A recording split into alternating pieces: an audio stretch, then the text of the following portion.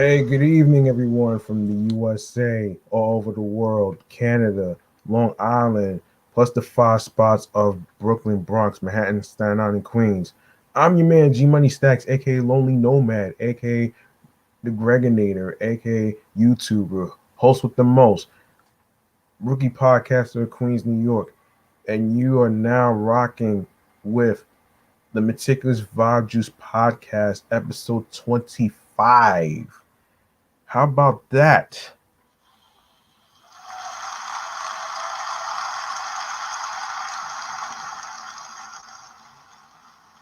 And we have a great show for you today, all lined up today. We have um, some movies and a TV show and a music artist that we gotta go over today. So we have some review topics of Takers, The Town, Heat, Reservoir Dogs, Inside Man, Baby Driver, Money Heist, the TV series, and a friend of mine, Liana Banks. So Um, I'm gonna save the best one for last for Leanna Banks. So let's get started. Before we even get started, though, if you are a new listener and a YouTuber watcher who is new to the channel and a new listener, and you missed any previous episodes whatsoever, please be sure you go subscribe to the YouTube channel Meticulous Vibe Juice Podcast page on YouTube. Go grab the subscribe button alongside with enabling alerts with the notification bell. Be sure to stay tuned for more video content, upcoming episodes, previous episodes. Um, leave a like, leave a like and a comment with the topics along with the episodes. Share the videos, tell a friend to another friend, and I will go over the audio streaming platforms at the end of the show. All right, I got your back, so I got you. So, let's get to it. Our first review is going to be Reservoir Dogs. Um, Reservoir Dogs is a 1992 American crime film written and directed by Quentin Tarantino in his feature-length debut. It stars Harvey Keitel, Tim Roth, Chris Penn, Steve Bus- um, Steve Buscemi, Steve Buscemi, Lawrence Tierney, Michael Madsen, Tarantino, and Edward Bunker as diamond thieves who plan heist of a jewelry store goes terribly wrong. The film depicts the events before and after, but not during the heist. Kirk Baltz, Randy Brooks, and Stephen Wright also play supporting roles. It incorporates many motifs um, that have become Tarantino's hallmarks: violent crime, pop culture references, profanity, and non-linear storytelling. Um, so the film is regarded as a classic of an independent film and a cult film. Ah man, here we go again with the cult film shit, though, man. I, you know, hold on a minute here, just to give people an idea what a cult film or cult movie is. So let's just say, okay, let me just read this. Also commonly referred to as a cult classic, is a film that has acquired a cult following. Cult films are known for their depict dedicated, passionate fan base, which forms an elaborate subculture, members of which engage in repeated viewings, dialogue, courting, and audience participation. Inclusive definitions allow for major studio productions, especially box office bombs, while exclusive definitions focus more on obscure, transgressive films shunned by the mainstream. The difficulty in defining the term and subjectivity of what qualifies as a cult film mirror classic classic, no classific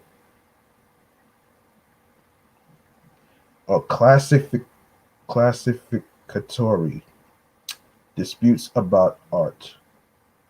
The term cult film itself was first used in the 1970s to describe the culture that surrounded underground films and midnight movies, though cult was in common use in film analysis for decades prior to that. Oh wow. So that's basically what okay, so the definition of a cult film is one that has a passionate following but does not appeal to everybody. James Bond movies are not cult films, but chainsaw movies are.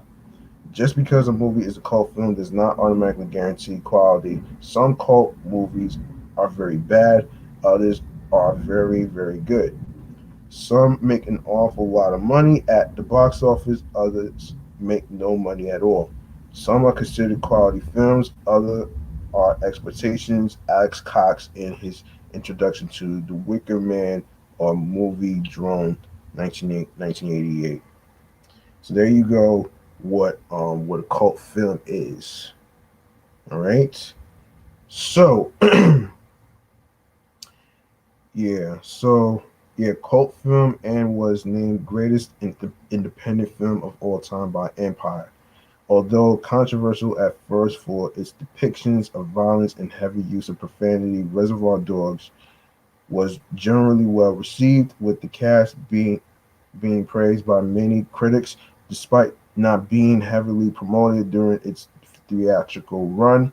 The film became a modest success in the United States after grossing 2.8 million against its scant budget. Um, Hold on, folks. For those of you who just coming in and don't know what we're talking about here, I forgot to mention this segment here called the Popcorn Man Cave Popcorn Lounge. So, um, it's basically a segment about where we actually go over the bodies of work of movies and TV shows and stuff. Music Kool-Aid will be next for the last part of the show. So, um, let's continue. Um, so, of course, let me see. Yeah, despite not being heavily promoted during its theatrical run, the film became a modest success in the United States after grossing $2.8 million against its scant budget.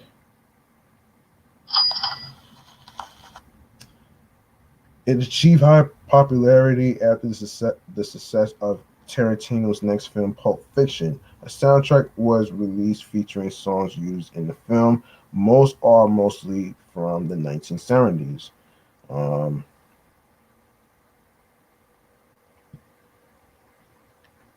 I know what you guys thinking, man.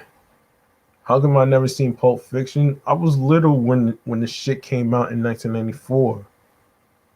I was little by then. So, and plus it's a 2 hour movie, man. Like, come on.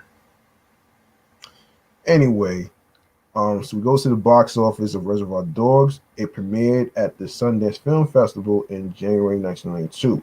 It became the festival's most talked about film and was subsequently picked up for distribution by Miramax Films.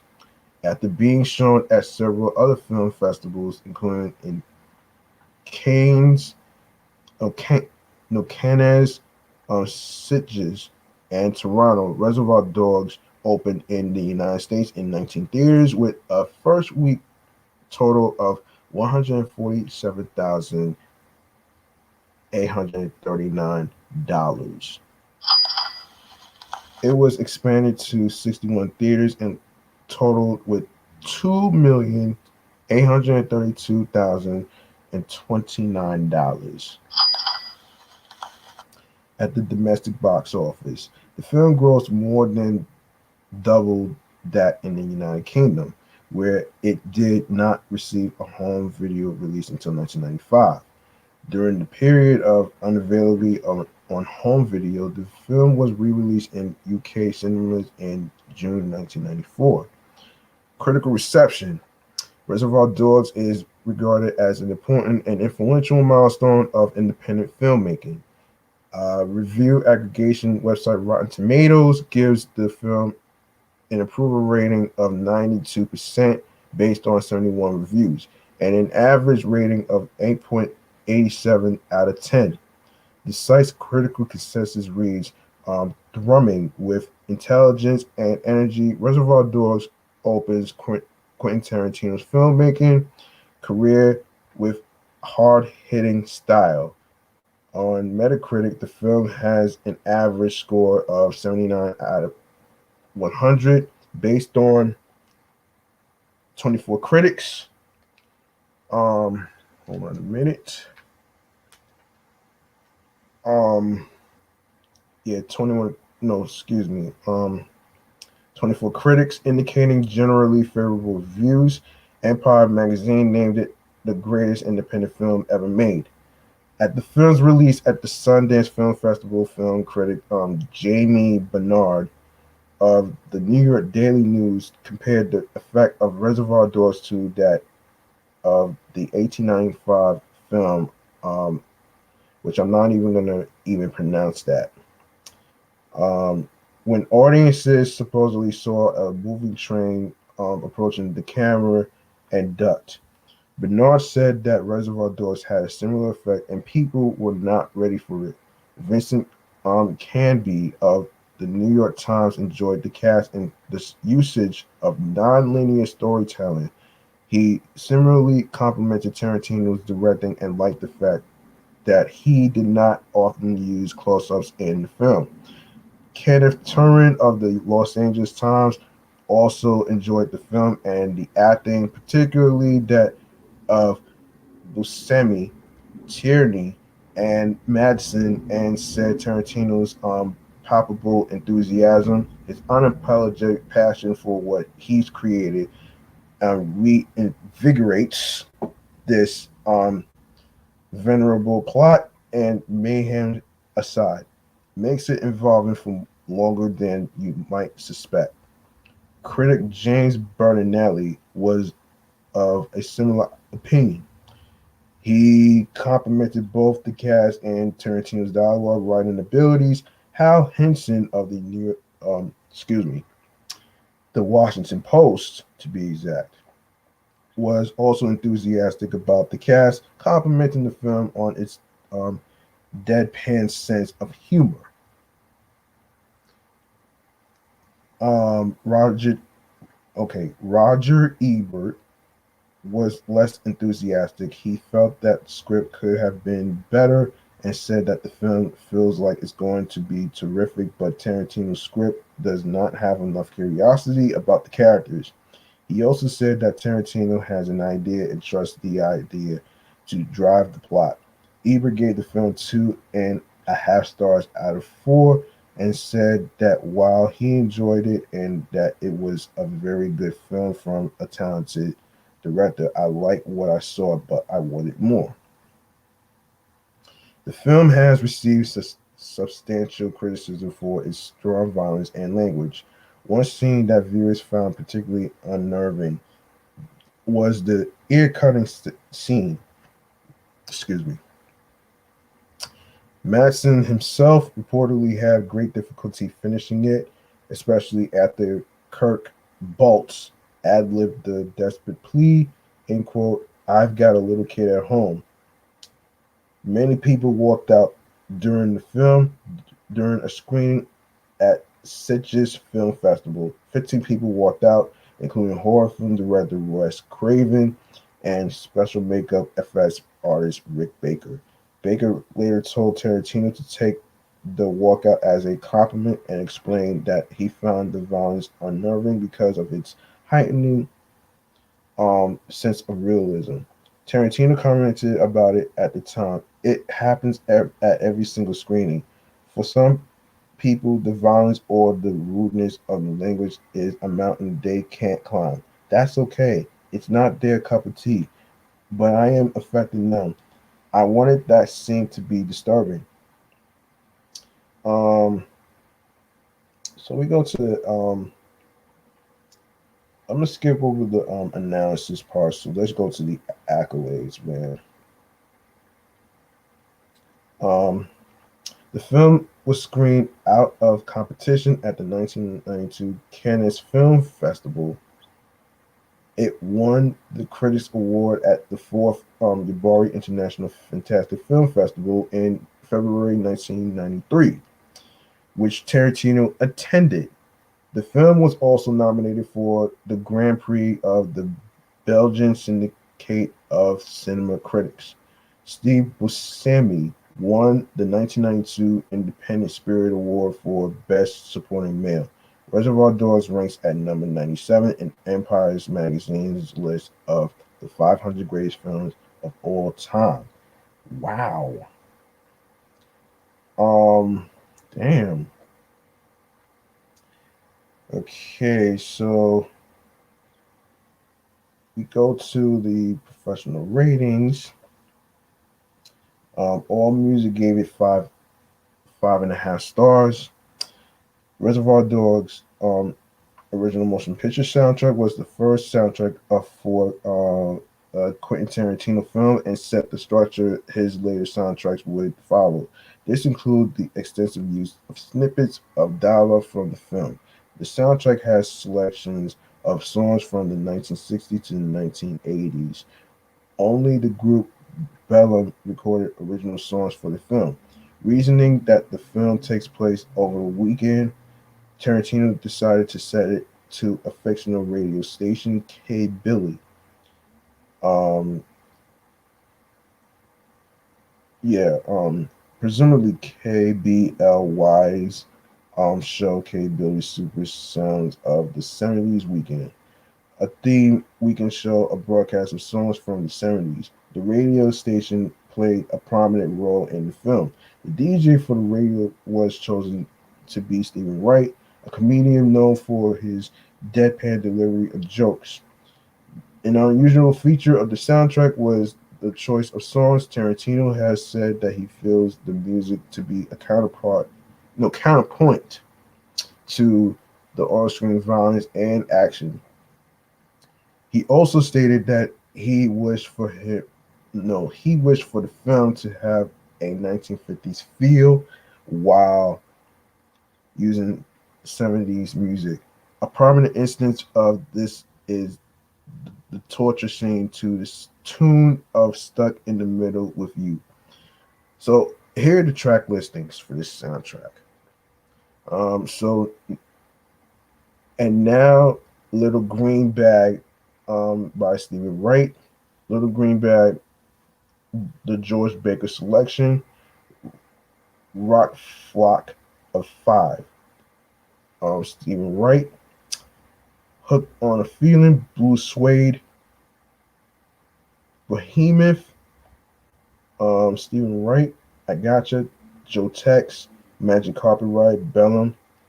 Madonna Speech, performed by Quentin Tarantino. Edward Bunker, um, Lawrence Turney, Steve Buscemi, and Harvey Keitel. Um, Fool for Love by Sandy Rogers. Super Sounds, performed by Stephen Wright. Stuck in the Middle with You, Steel's Wheel. Harvest Moon, Bellum.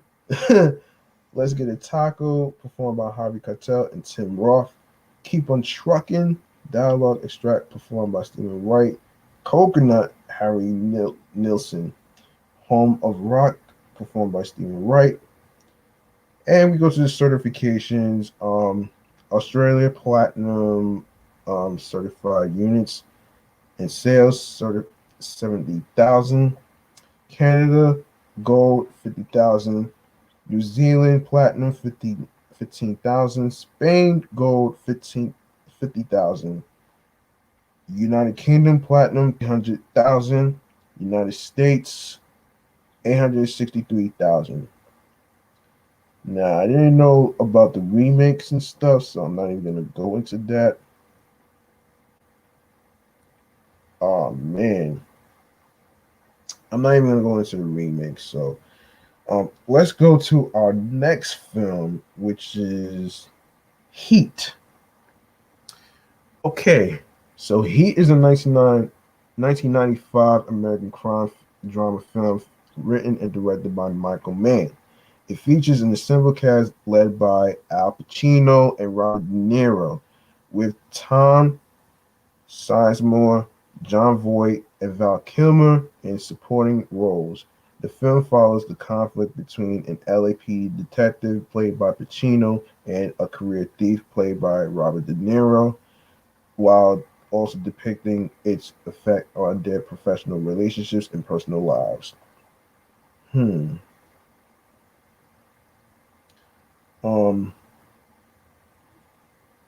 So the casting is Al Pacino, Robert De Niro, Tom Sizemore, Diane Venora, Amy Brenneman, Ashley Judd, McKelty Williamson, Wes Studi, Ted Levine, John Voight, and Val Kilmer.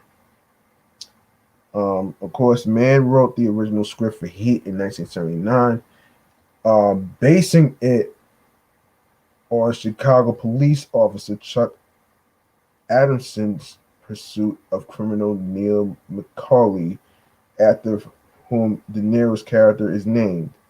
The script was first used for a television pilot developed by Mann, which became the 1989 television film LA Takedown.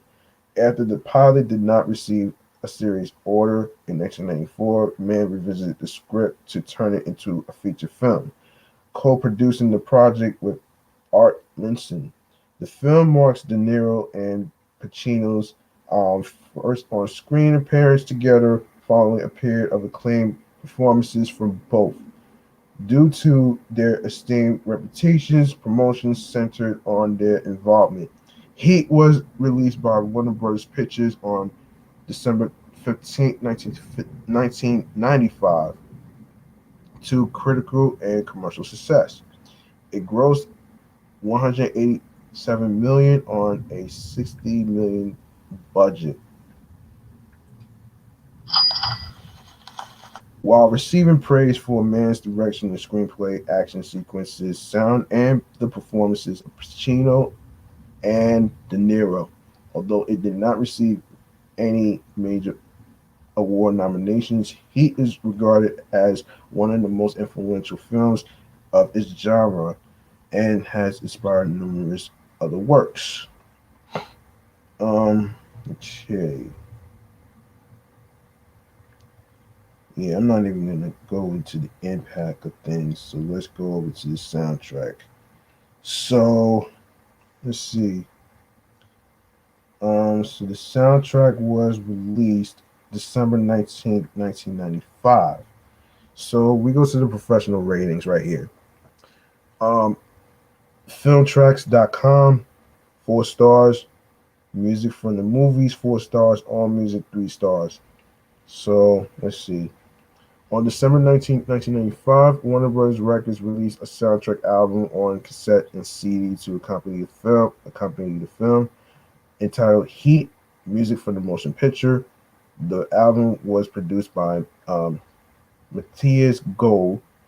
It contained a 29-minute selection of the film score composed by Elliot Goldenthal, as well as songs by other artists such as U2 and Brian Eno, collaborating as passengers. Um, Turjay, Rit, Rit, Ripto, Moby, and Lisa Gerard.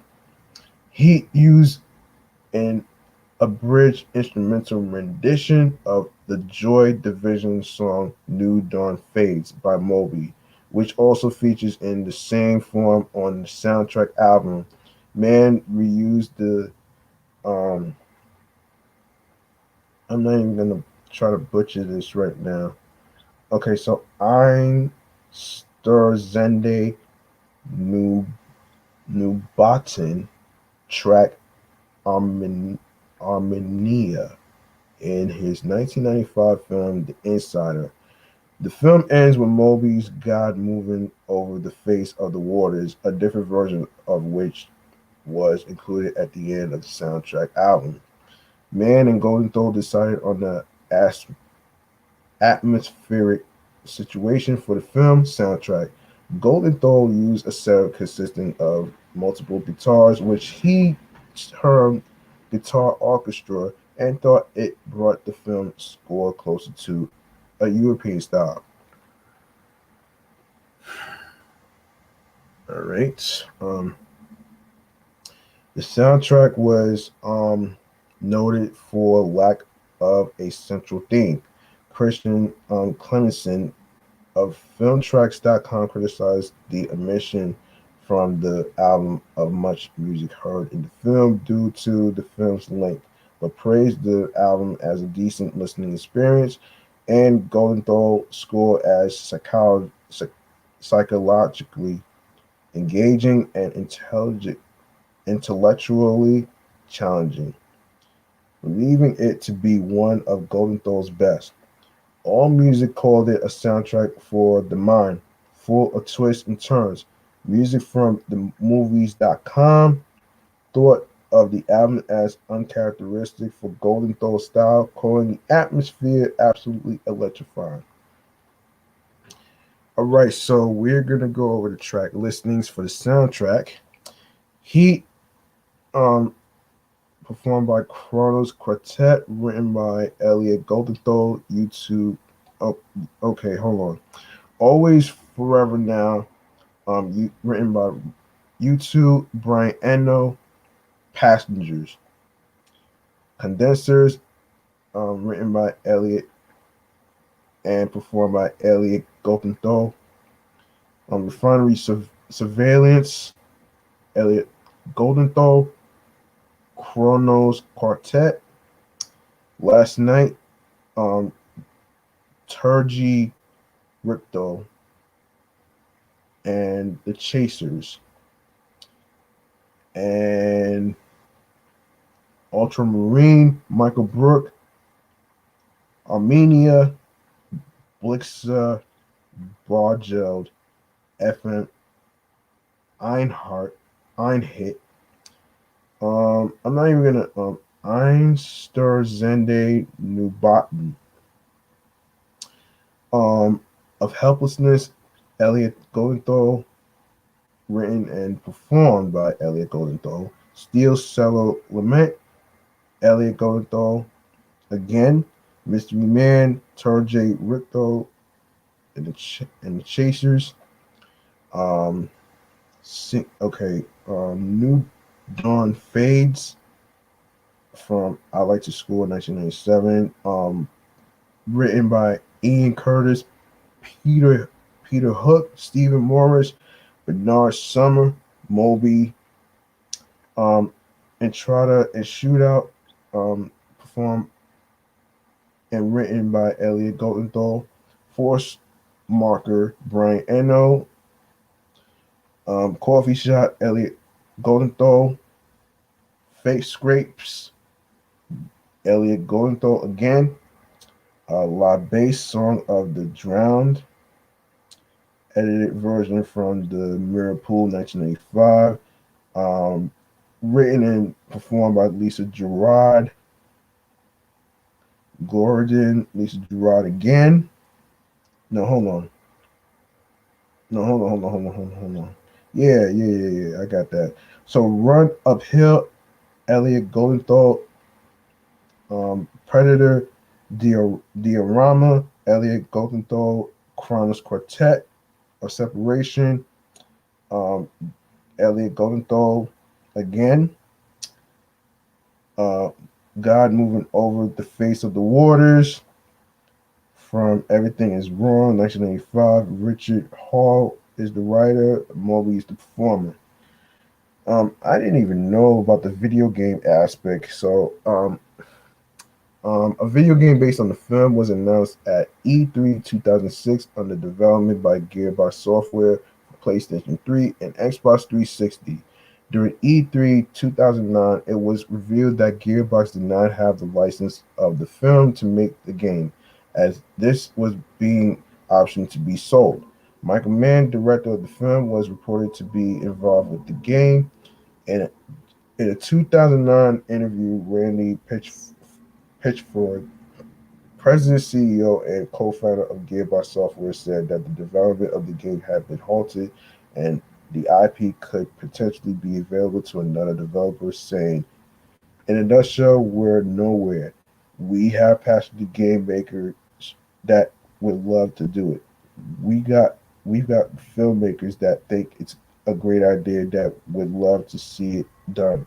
We have publishing partners that would love to publish it, but we have no time. That's the limiting factor. Because of the situation, we are not keeping the IP locked down anymore. So if somebody else were in a spot where they could do it and everybody was comfortable with that, then conceivably that could happen." Now, I didn't even know about the sequel. This is crazy, man. Hold on. Yeah, I didn't even know about the sequel. So in September 2019, Mann was asked whether he would produce or make a film of the novel, to which he replied absolutely and stated, "The landscape is changing so radically and so quickly, who knows?" When being asked on whether it would be a film or a series in May 2020, 25 years following the film's release, Michael Mann stated he was writing a novel which would serve as a prequel to the film's main events, as well as a sequel which he teased in 2016. Um, all right. Hold on a minute. Let me get comfy. Sorry about that. Um, all right, let's go to takers. All right. Takers, formerly known as Bone Deep, is a 2010 American thriller film directed by John Lusenhop, from a story and screenplay written by Lusenhop, Gabriel Cases, Peter Allen, John Rogers, and Avery Duff. It features Matt Dillon, Paul Walker, Idris Elba, Jay Hernandez, Michael Ealy, Tip T.I. Harris, Chris Brown, Hayden Christensen, and Zoe Saldana. The film was released on August 27th, 2010. Um, so, we named the guys already. So, the film follows a group of professional bank robbers, Ely, Brown, Christensen, Walker, and Alba, who specialize in spectacular robberies. They are pulled into one last job by a recently paroled cohort TI, only to be pitted against a hard-boiled detective Dylan and his partner Hernandez, who interrupt their heist.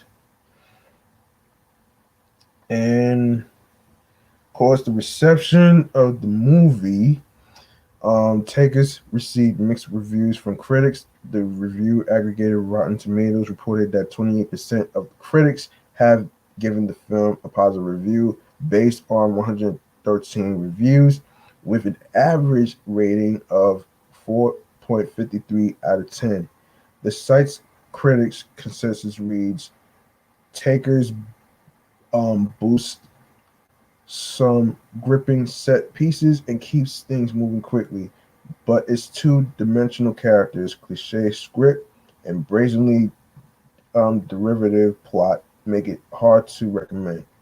On Metacritic, the film holds a weighted average score of 45 out of 100 on 20 critics, indicating mixed or average reviews. Yahoo Movies critics gave the movie an average C grade, saying Takers is almost a good little heist movie. Author Stephen King, in his end of the year Entertainment Weekly column, listed it at number 5 of his best films of 2010. He says that the climax does strain credu, credulit, credulity. Wow. But the characters feel real, and Armored Car Heist is the best action sequence in 2010.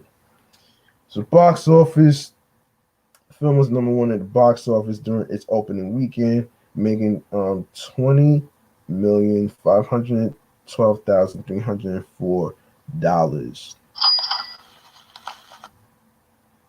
And the accolades: BET Awards, Best Actor, 2011, Idris Alba, also for Luther, um, 2011 nomination, Best Actor Chris Brown, Best Movie got nominated, Black Reels Award, 2011 nomination Best Ensemble, 2011 nomination Best Screenplay Adapted or Original, California on Location Awards 2011 Win Location Team of the Year um, features NAACP Image Awards 2011 nomination Outstanding Supporting Actor in a Motion Picture Idris Alba. Okay, another bank heist movies. Um, so there's a movie I never even got a chance to get into, which is The Town. That also came out in 2010.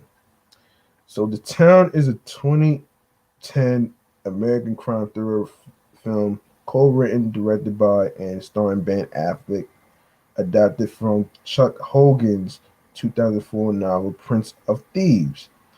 It also stars Rebecca Hall, John Hamm, Jeremy Renner, Blake Lively, Titus Welliver, oh man, Pete Postlethwaite, and Chris Cooper, and follows a group of Boston bank robbers who set out to get one final score by robbing Fenway Park. Wow. Um, so the box office budget was 37 million. Box office made 154 million.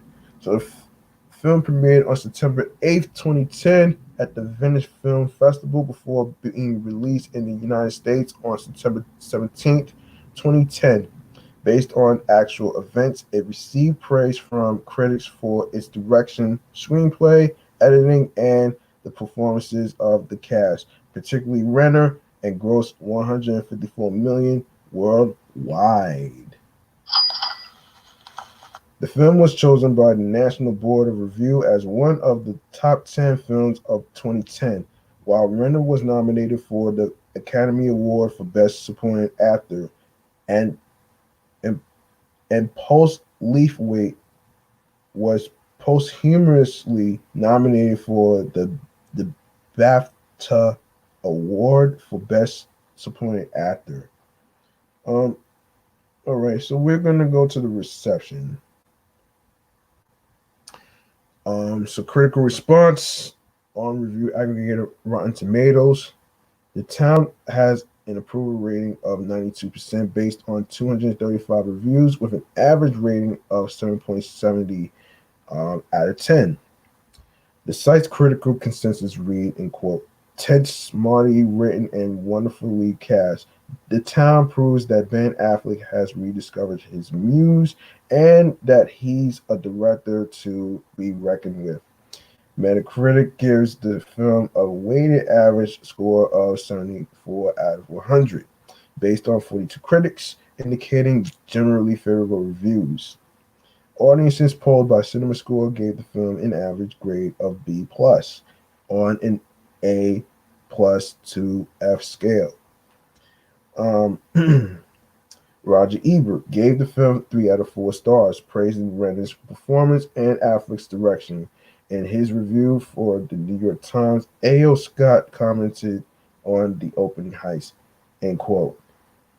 The sequence, like most of the other action set pieces in the film, is lean, brutal, and efficient, and evidence of Mr. Affleck's skill and self-confidence as a director. Zan Brooks in The Guardian wrote that the action sequences were sharply orchestrated, but added it's a bogus, bullheaded enterprise all the same. A film that leaves no cliche untrampled. Justin Chang wrote in Variety that the action scenes strike an ideal balance between kineticism and clarity, aided by cinematographer Robert Elswit and film editor Dylan Trenton. Um, wait, hold on. Titchener.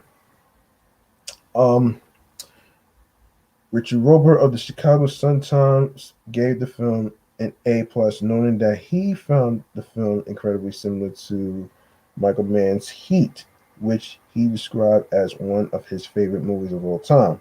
The reviewers at Spill.com also praised one of the shootout scenes, saying it is surely the best shootout scene we have seen in decades. Hmm. Okay. Um. All right. Yeah, in decades. Um. Writing in the Seattle Intelligencer, Leremy Lango titled his review, The town works best if you avoid the heat," also referencing Mann's film.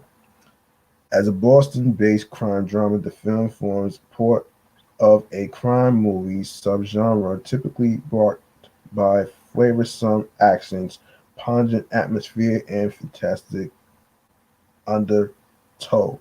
According to Chang, within the subgenre, which includes The Boondock Saints, The Departed, Mystic River, and Affleck's Gone Baby Gone,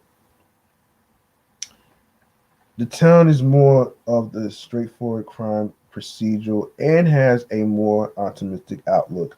The film also takes influence from Boston bank robbery from the Friends of Eddie Coyle. Several scenes in the town, including the release of the blindfolded hostage to walk to the water's edge, mirror sequences in this film.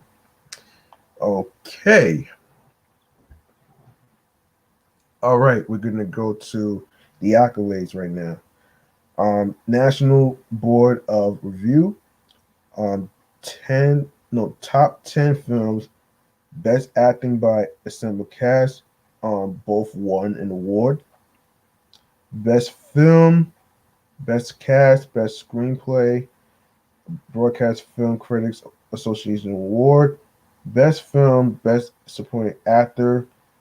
Academy Award, Best Supporting Actor, Golden Globe Award, Best Supporting Actor, Screen Actors Guild Award, Best Supporting Actor, Dallas Fort Worth Film Critics Association, um, Best Supporting Actor, National Society of Film Critics, Best Supporting Actor, St. Louis Getaway Film Critics Association, Best Supporting Actor, um, San Diego Film Critics Society, Best Supporting Actor, Best Supporting Actress, um, Best Supporting Actor, Satellite Award at Best Adapted Screenplay, um, Producers Guild of America Best Film, BAFTA Award Best Supporting Actor.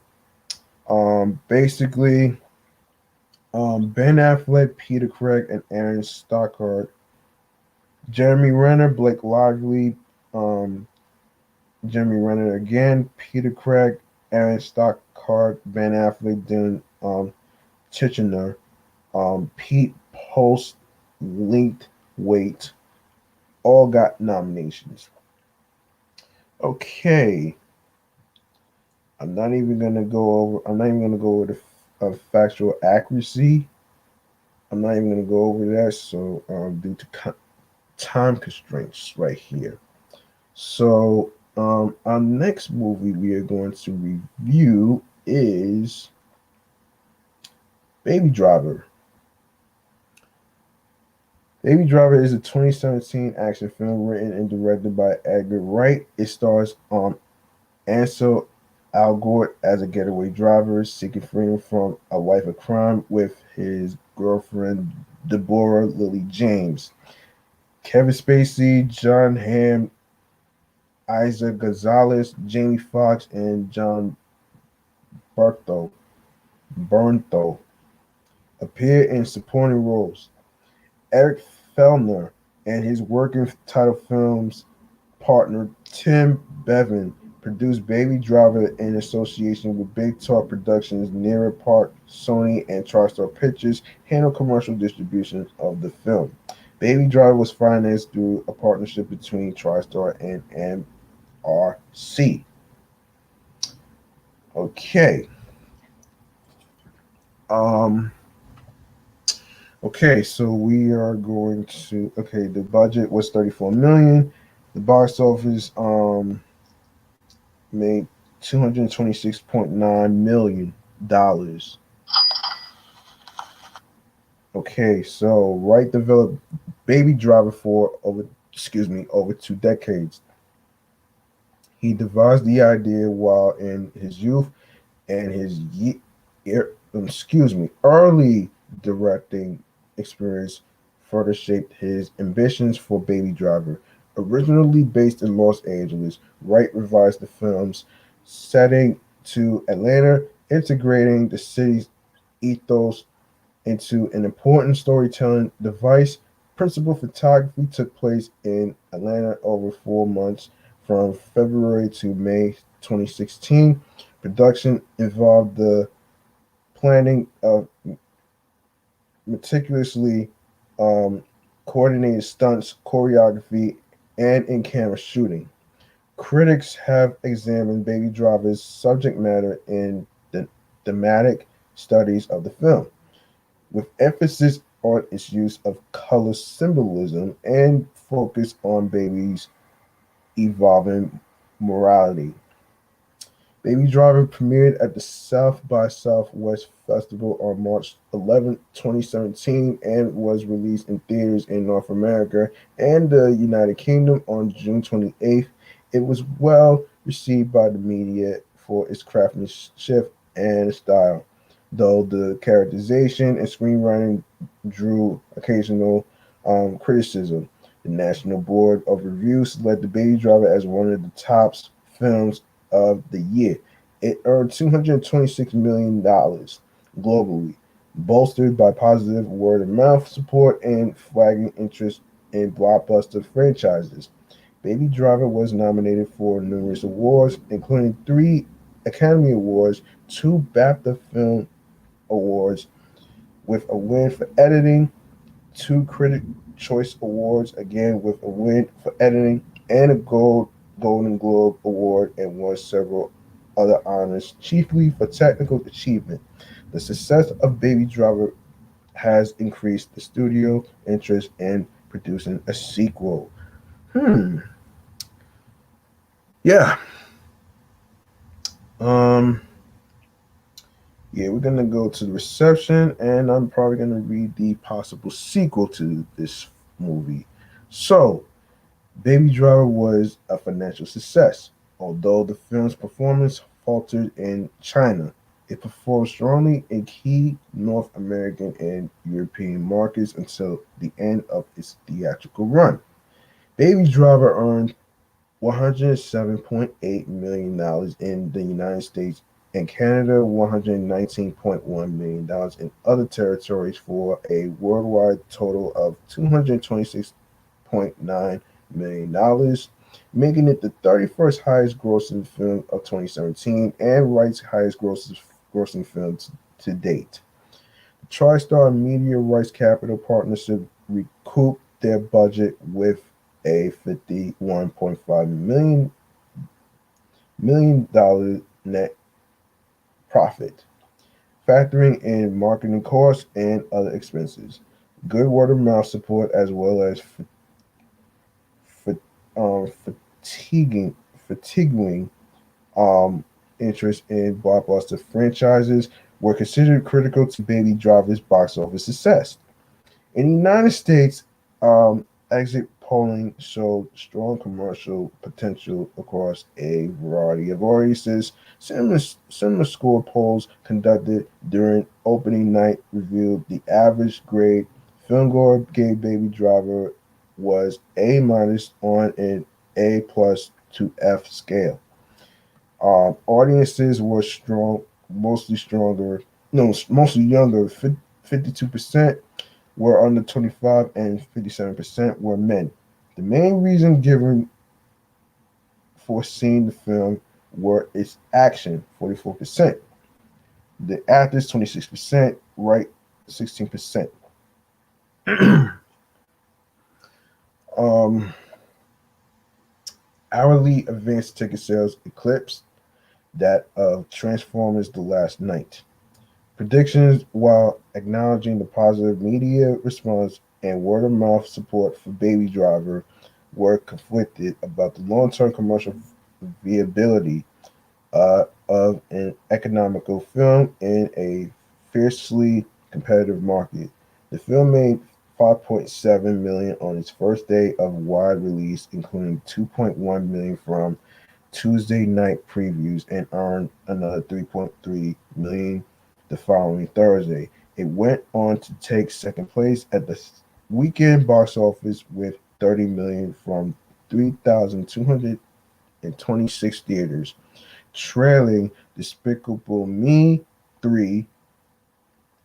This return surpassed Sony's expectations for the weekend and marked the best opening of any right directed film in the United States to date. The second week in the United States saw the box office drop by 36.7% to 13 million, and Baby Driver grossed another 8.8 million the following weekend. By August 14th, the film topped 100 million domestically. TriStar re-expanded the film's theater presence for the week of August 25th, earning $1.2 million from 1,074 theaters, a 34% increase from the prior week. Baby Driver completed its theatrical run in North America on October 19th, 2017. Okay. Um, Baby Driver was released in 16 markets between June 28th and July 2nd, 2017. Its overall rank for the weekend was second to Despicable Me 3. The United Kingdom represented the film's largest, taken with 3.6 million from 680 cinemas. It took $1.8 million in the second week, and the third week in the United Kingdom saw the box office drop by just 26. Um, as of the latest figures, Baby Driver earned 16.6 million in the United Kingdom on its opening weekend. Elsewhere, it earned 3.7 million in Australia, 1.7 million in Mexico, 1.7 million in France, 1.2 million in Germany, 1.2 million in Brazil, 843,000 in Spain, and 620,000 in Malaysia.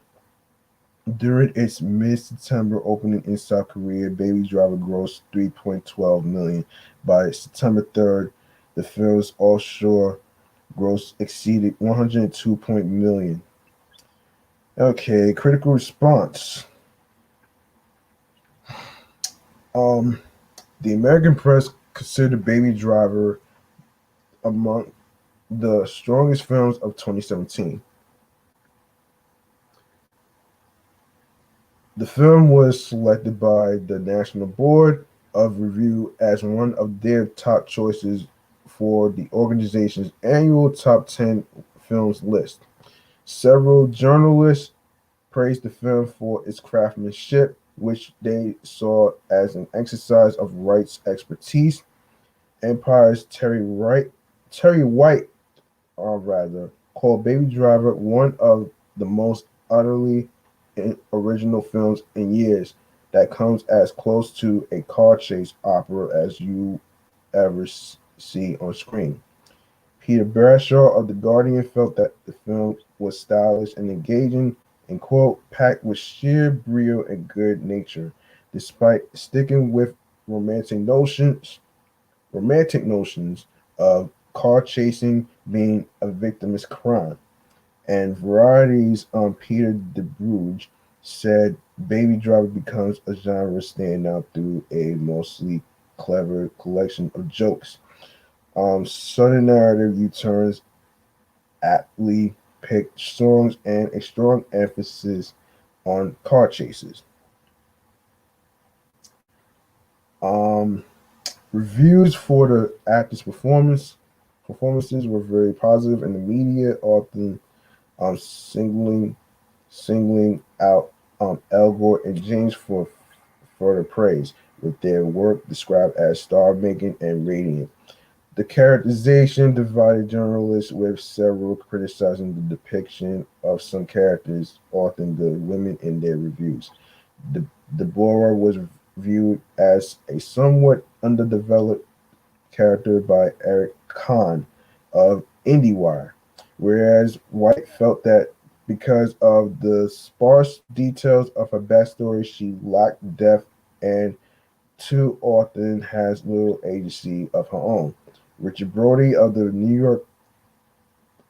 Yorker considered Baby Driver's dialogue almost entirely functional, devoid of nuance, resulting in characters who are largely interchangeable despite the best efforts of a diverse cast. Others, such as David Eldenstein of Vulture magazine and the observer's Thelma Adams, cited character development as one of the film's strengths. The scripting and plot development in the film's cinematic scenes sources of criticism. Some reviewers cited the script writing as Baby Driver's biggest flaw, where rapid tonal shifts undermine the viewing experiences. Sineste's Adam Naiman, for example, attributed the mistakes in the script to Wright's inexperience as a solo writer. The rap saw the lost momentum as jarring and uncommon, saying, "Rarely do we see a filmmaker start so strong only to end with a whimper." Anthony Lane, writing for The New Yorker, felt the film takes itself too seriously and lacks the self awareness of Wright's other action comedies, such as Hot Fuzz. On Rotten Tomatoes, the film holds an approval rating of 92% based on 395 reviews, with an average rating of 8.1 out of 10.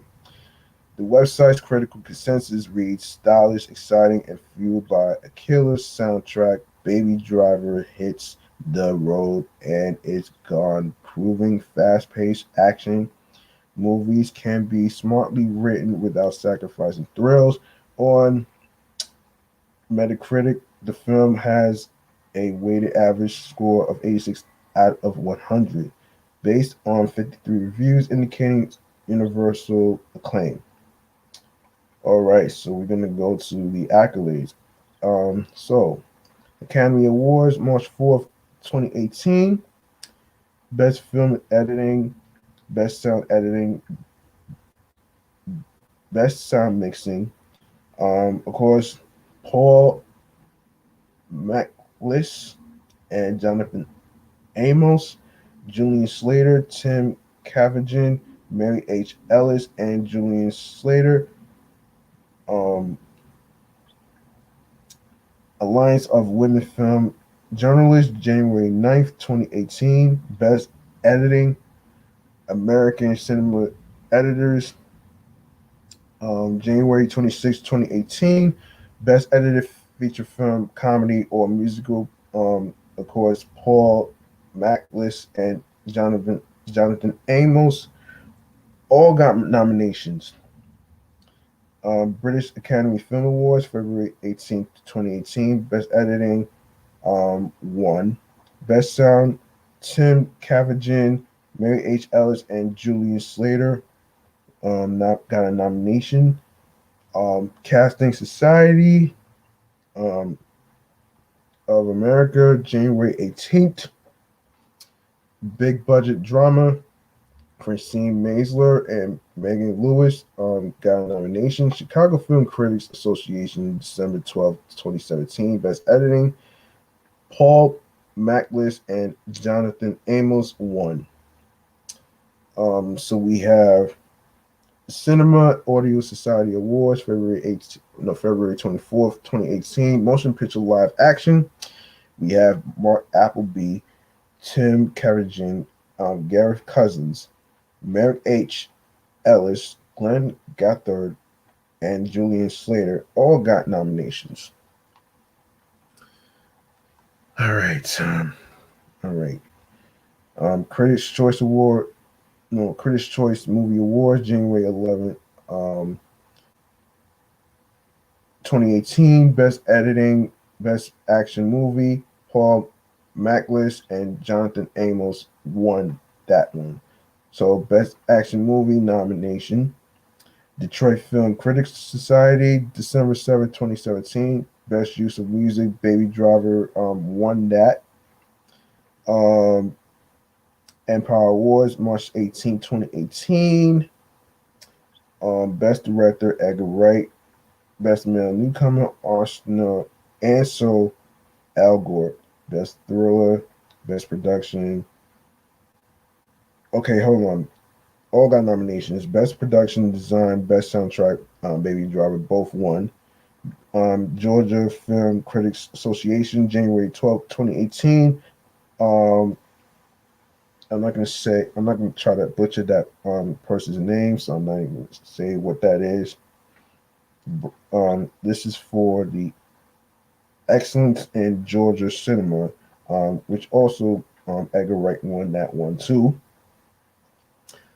So we have the Golden Globe Awards, January 7th, 2018, Best Actor, Motion Picture, Musical or Comedy, and so Elgort, Outstanding Achievement in Sound Editing Music, Julian Slater and Bradley Farmer um, all got nominations. Um, Golden Reel Awards, February 18th, 2018. Outstanding Achievement in Sound Editing, Dialogue, and ADR. Julian Slater and Dan Morgan. Um, Outstanding Achievement in Sound Editing, Effects, Foley. Julian Slater, Jeremy Price, Martin Cantwell, Arthur Bradley, Ron Watson, Peter Hansen, Zoe Freed, and Peter Burgess all got nominations. Golden Toronto Awards. Oh boy. You know what? I'm not even gonna go through all these, man. I'm trying to finish this right now. So the possible sequel, um, the success of Baby Driver has increased studio interest in producing a sequel. Discussions of the sequel began in December 2017 as Wright announces intent to develop the script to the media. The writer-director began drafting the screenplay in January 2019, introducing an ensemble of new characters to advance the story. By July, Wright had shown Al Gore a copy of the completed script under a tentative working title. In January 2021, Wright confirmed that he had finished writing the sequel script. Okay. Um, so we got one more thing to go over actually, and that's Money Heist, the TV show. Oh boy. So Money Heist is a Spanish crime drama television series created by Alex Pena. The series traces two long prepared heists led by the Professor Alvaro Morte, one of the Royal Mint of Spain and one on the Bank of Spain, told from the perspective of one of the robbers, Tokyo Ursula Corbero. The narrative is told in a real-time life fashion and relies on flashbacks, time jumps, hidden character motivations. We have an an unreliable narrator for complexity. So this is basically starring Ursula Cabello, Alvaro Morte, Itziar Atuno, Pedro Alonso, Paco Tus, Alba Flores, Miguel Haran, Jamie Lorente as the Acebo, Enrique Arce, Maria Pedraza, Darko Perique, Kiti Manver, um, Luca Peros, Hovic. I don't want to butcher this, so I'm not even going to butcher the last name. So just call by the first name. Fernando Ko, Rodrigo de la Serna, uh, Najwa Nimri. Okay, so let me just get to this shit though, man. The series was initially intended as a limited series to be told in two parts. It had its original run of 15 episodes on Spanish Network, um, Antenna 3 from 2 May 2017 through November 2017 to 23rd. Netflix acquired global streaming rights in late 2017. It recut the series into 22 shorter episodes and released them worldwide, beginning with the first part on the 20th of December 2017, followed by the second part on the 6th of April 2018. In April 2018, Netflix reviewed the series with a significantly increased budget for 16 new episodes, total part 3. Man. All right. With 8 episodes was released on July uh, the 19th of July 2019. Part 4 also with 8 episodes released on the 3rd of April 2020. A documentary involving the producers and the cast premiered on Netflix the same day, titled Money Heist: The Phenomenon.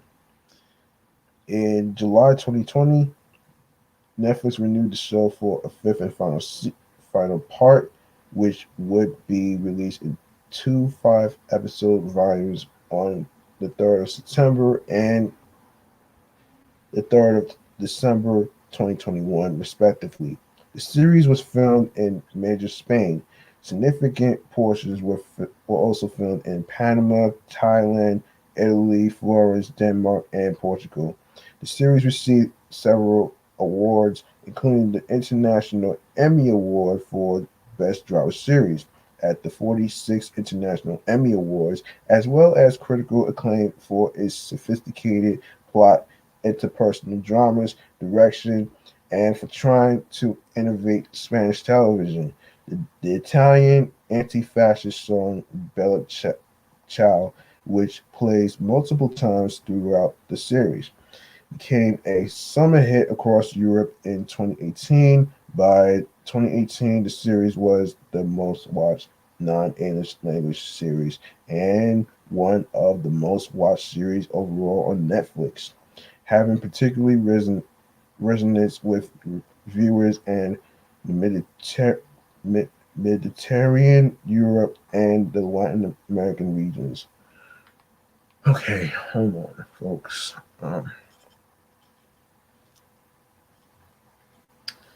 Um, okay, so the premise set in Madrid, a mysterious man known as the Professor recruits a group of 8 people who choose city names as their aliases to carry out an ambitious plan that involves entering the Royal Mint of Spain and escaping with um, 984 million. After taking 67 people hostage inside the mint, the team plans to remain inside for 11 days to print the money as they deal with elite police forces. In the events following the initial heist, the group's members are forced out of hiding and prepare for a second heist, this time on the Bank of Spain, as they again deal with hostages and police forces. Okay, I'm not gonna go into these elements because I want to finish this actually. So we're gonna go to reception. real quick because I got to review a music artist next.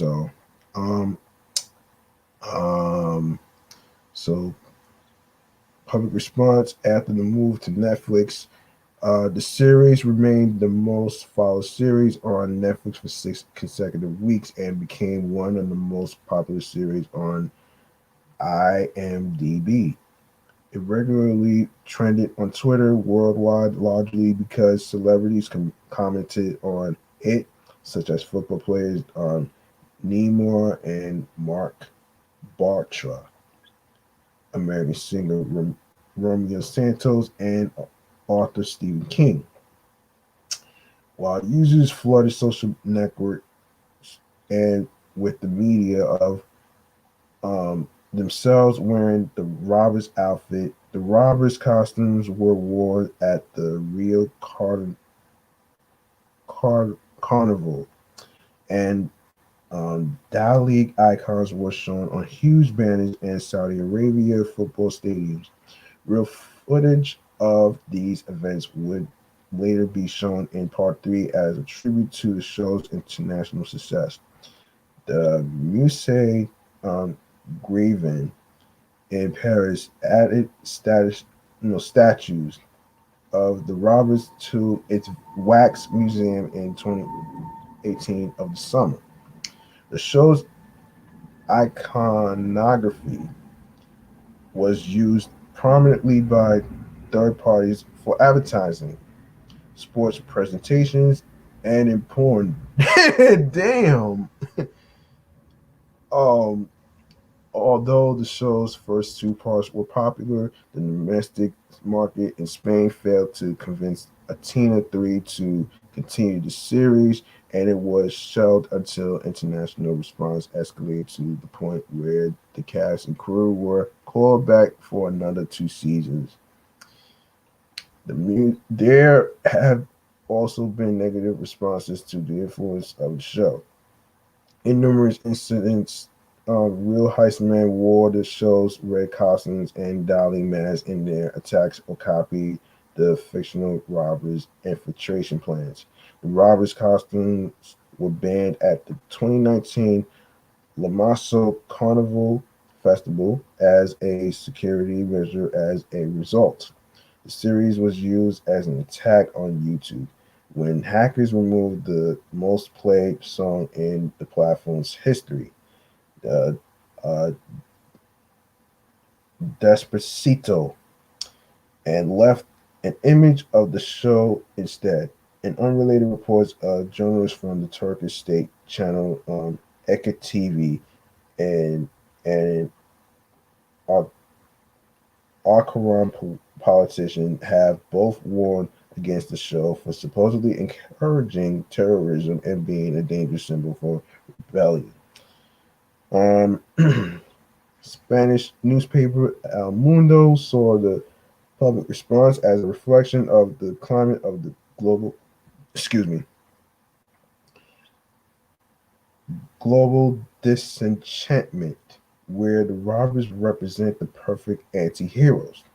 And new statesman explains the show resonates with international audiences as coming from the social and economic tensions it depicts and because of the utopian escape it offers.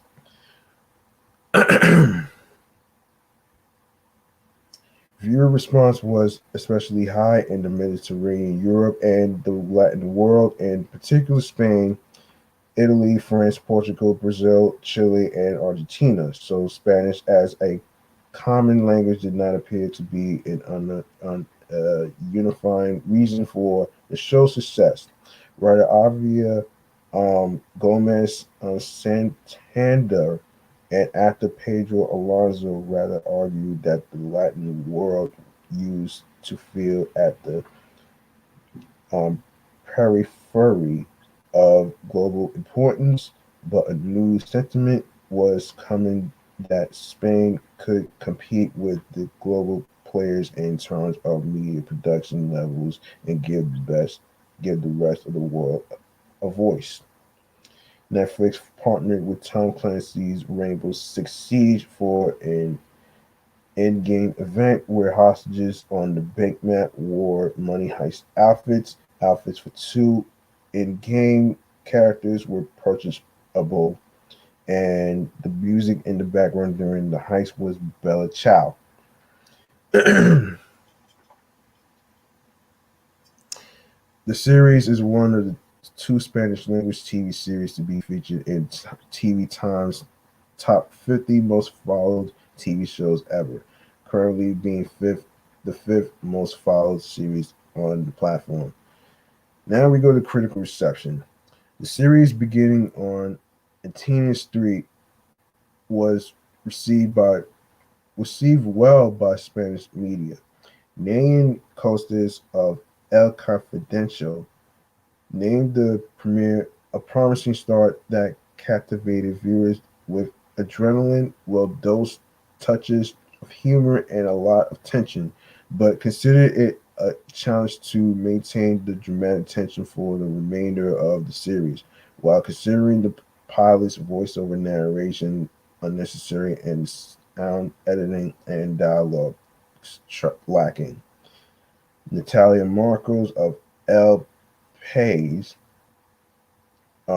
enjoyed the show's ensemble cast and the ambition, saying it is daring, brazen, and entertaining at least when it starts. Now we want more, which is not little. Reviewing the full first part, Marcos lauded the series for its outstanding direction, the musical selection for trying to innovate Spanish television, but criticized the length and ebb and tension at the end of the series' original run. Named Costas of El Confidential commended the series for its high quality closure that may make the finale one of the best episodes of the Spanish season, but regretted that it aimed to satisfy viewers with a predictable, happy ending rather than risk to do not something different, original, ambitious, and that the show was unable to follow the footsteps in Pena's Locked Up.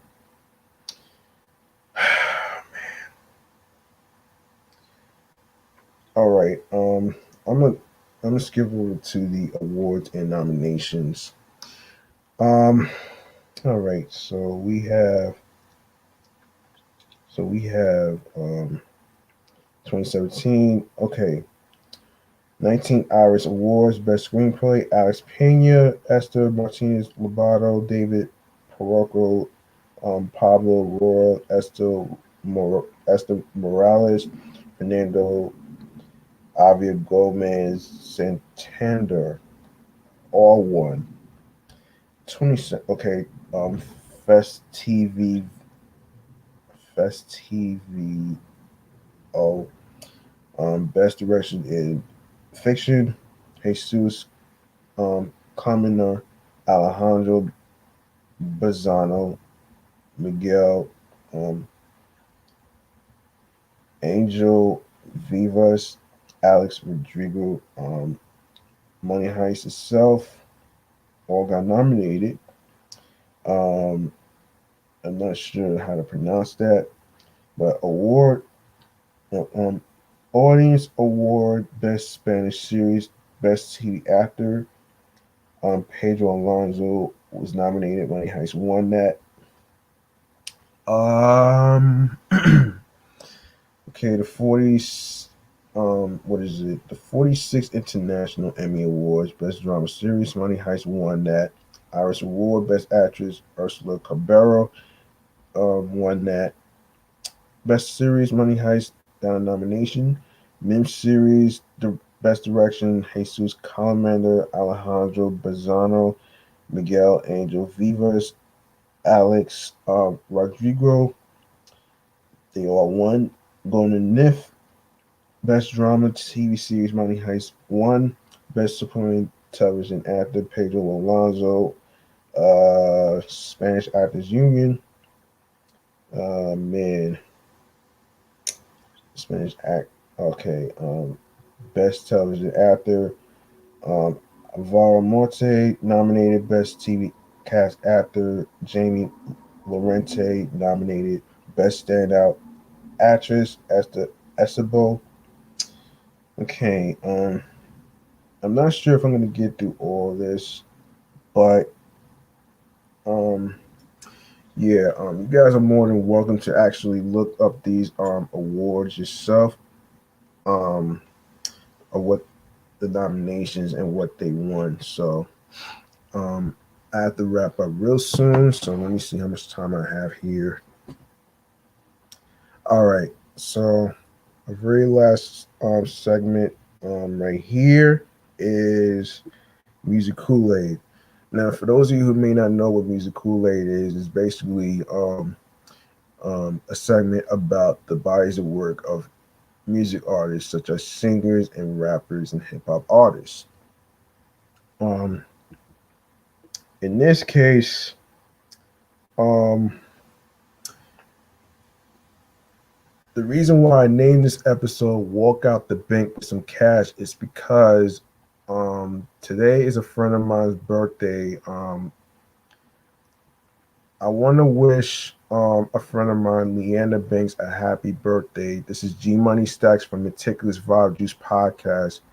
Um, I want to wish you a happy birthday, and I hope you enjoy yourself and continue success and continue to do things that makes you happy. All right. So um, yeah. So happy birthday to her. So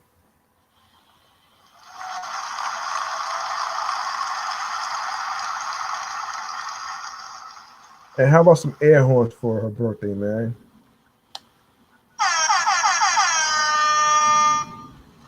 Yeah.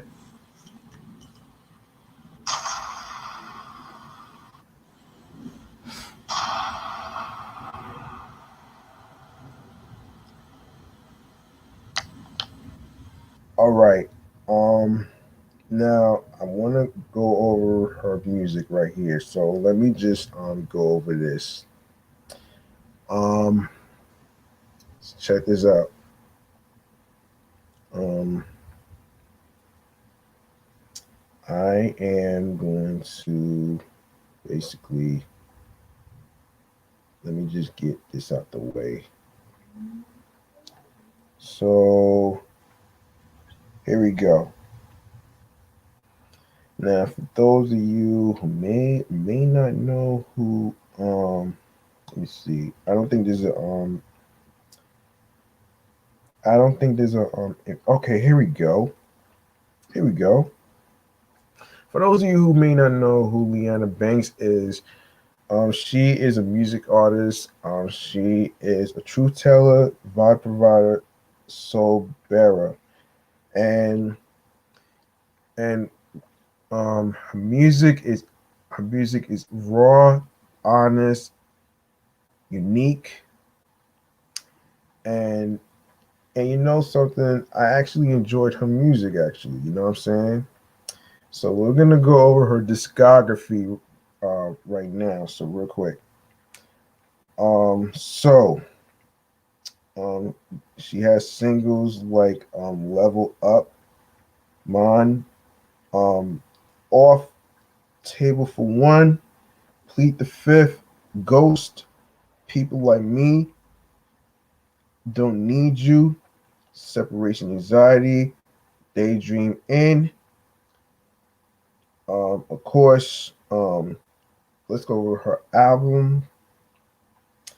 Um, the track listing goes like this: "Worth It," "Plead the Fifth," "Level Up," "For You," "Right Now," "Tragic," "Truce," "Stamina," "Eat," "Off," "Lost" featuring Jordan Bratton, "No Feelings" featuring Jay Peso. Um, and what else? Oh, she has a song that's out right now along with a music video called Zero Fucks. So, um, in case you guys didn't know where you could listen to her music and stuff like that, you could listen to her music by Spotify and along with music platforms. And Like I said, like I said, I actually enjoyed her music, and I wanted to dedicate this episode 25, Walk Out the Bank with a Lot of Cash, to my friend Liana Banks. Happy birthday. I hope you enjoy yourself and do things that makes you happy, and I hope you continue success. Your music is a your music is a masterpiece. The bodies of work is so excellent. I really enjoy it. Keep up the good work.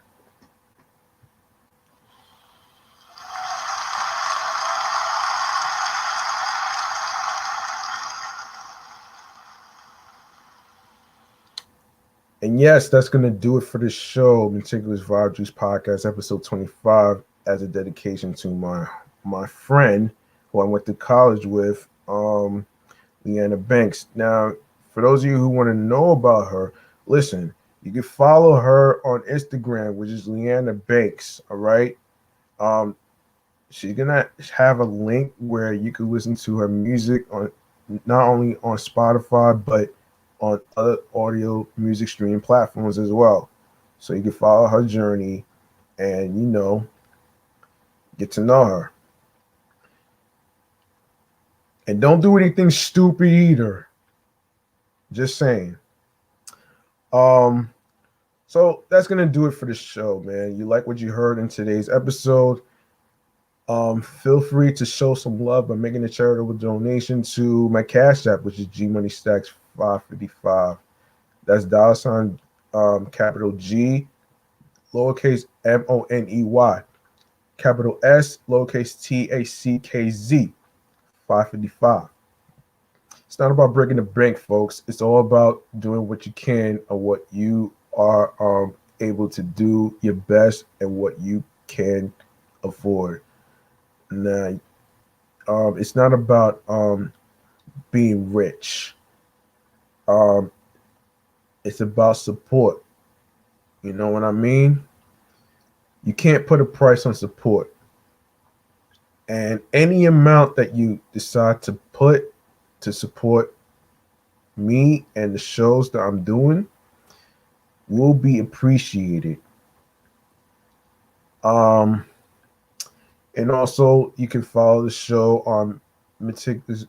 You can follow the show Meticulous Vibe Juice Podcast on Instagram, alongside with Excellent Fun Vibrant Podcast, the Sports Edition News Show, and my number one show that's approaching a 1 year anniversary, which is Off the Meat Rack Chains New York podcast. You can follow that on Facebook and Instagram, all in one word. All right, and alongside with my primary handle, which is G Money Stacks 555 in Queens, New York. And don't forget to follow me also on 17 Live as well, which is G Money Stacks Queens, New York. That's 17 Live, G Money Stacks Queens, New York. All right. Um, I want to go over the streaming platforms on the go. Now, if you are on Instagram and you are on the show's page, Meticulous Vibe Juice Podcast, you're gonna see a link that says Linktree/Meticulous Vibe Juice Podcast, and it's going to, when you click on it, it's going to take you to the streaming platforms on the go where you could follow the audio streaming platforms, where you could follow, subscribe, rate, and stuff, and you can find and follow and listen, stream, and watch the episodes on these platforms, starting with Anchor, Audacity, Audible, Amazon Music, Breaker, Castbox FM, Deezer, Listen Notes, Podchaser, Podfriend, Pocket Cast, Player FM, Podcast Addict, Reason FM, Stitcher, Spotify. Don't forget to go to Podchaser and Podfriend for a 5-star rating. Um, it really will mean a lot to me um, as I'm trying to progress and grow this show out. We are on TuneIn FM slash Alexa/radio. We are on Google Podcasts. And don't forget to listen to Meticulous Juice podcast episodes on iHeartRadio. Um, be sure to follow, subscribe to all the streaming platforms that I'm just mentioning. So iHeartRadio is the number one app for music, radio, and podcasts. And last but not least, the YouTube. Go grab the subscribe button on the Meticulous Juice podcast YouTube channel page by um, enabling alerts, so you can be reminded on when the show goes on the air via live stream, more video content, upcoming episodes, previous episodes. Share the videos. Don't forget to download your favorite episodes. Spread the word. Tell a friend to another friend. And last but not least, please share the podcast along with audio streaming platforms. And of course, make sure you leave a like and a comment along with the topics in the episodes. And of course, share the podcast along with audio streaming platforms with the link tree link with Meticulous Juice at the end of it with your friends. All right. Now, listen. Of course, make sure you reach out to your loved ones, like your friends, your boyfriends, your girlfriends, your wives, your husbands, because those individuals might be found on the outside, but they're not on the inside. So there is no good time to reach out to somebody. You can't put a time frame and find logic and everything on how to reach out to people, because um, if you really think about it, um, it's all about showing compassion, empathy, and composure. And I would also like to say, if you are um, interested in creating a show and a podcast like I'm doing right now with 3 shows under my belt, um, you're going to need the key ingredients to actually start a podcast. All right. So I'm gonna break it down to you before I wrap up here. So um, you need headphones. You also need a microphone. You also need a laptop or a computer. Either one will work. You also need a software to do your audio recording, a hosting site. I could put you on to Anchor, because that's where all my 3 shows are on right now. So it has the creation tools provided, which I'm saying in the promo. When you listen to the episode, I'm going to mention the creation tools and stuff, so I don't have to mention it here. So you could go download Anchor, the phone app, or you could check out the website anchor.fm so you could get a head start and happy podcasting journey to every newcomer that's trying to come up and trying to make it. And also, podcasting is not about pleasing the audiences, the listeners, and stuff like that. It's all about what you think about the topics with your thoughts and talks, opinions, facts, um, and also, having fun and providing laughter, which is the best medicine to help us with our mental health. We need that. Um, can't really, and also don't worry about the hater garbage burgers from the hater mobile, along with online flizzies and conspiracy theorists saying some negative shit with made up stories and shit or whatever. Um, because what you could do, let success speak for itself. You picture those three things that are haters as food to eat. So you want to eat them alive, Homer Simpson style, like this.